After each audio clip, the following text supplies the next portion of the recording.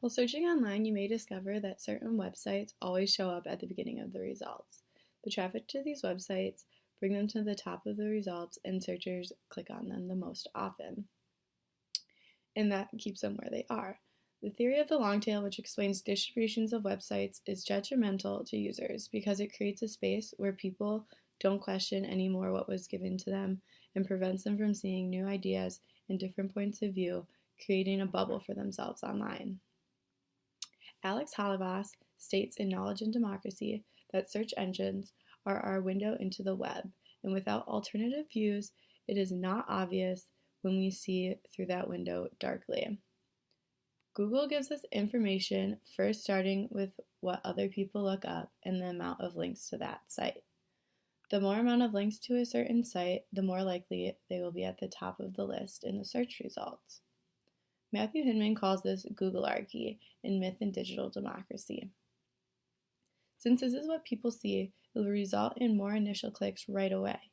When you click on the links, information is stored, which allows the search engine to tailor individualized results to follow-up searches, depending on what you have already looked up.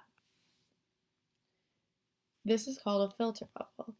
It is important to be aware of that algorithms are shaping the way we know by taking what we see most popular, and you're not given an opportunity to see new ideas besides the mainstream.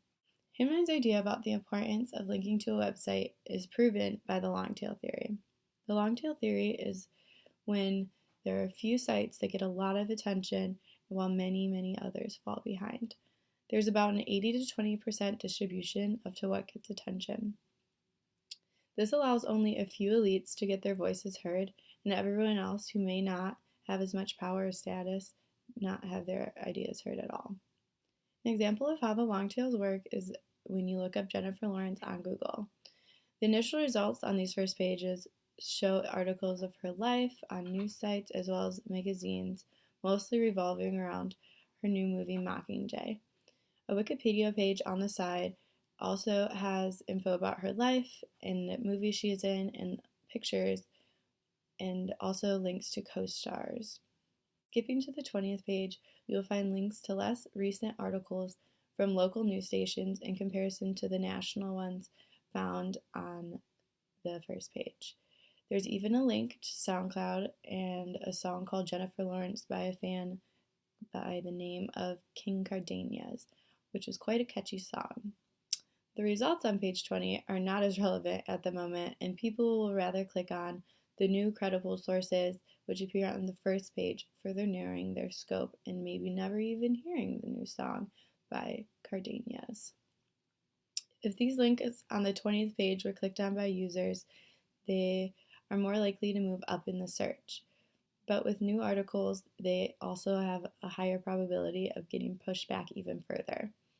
An alternative to the traditional search on Google is a website called Million Short, which searches the long tail. This means that it will eliminate the first million results that will originally be given to you. Overall, searching online will constrict your views because by keeping your information and tailoring it to what you have searched previously, you'll keep getting what was most popular and produced by the elites on top.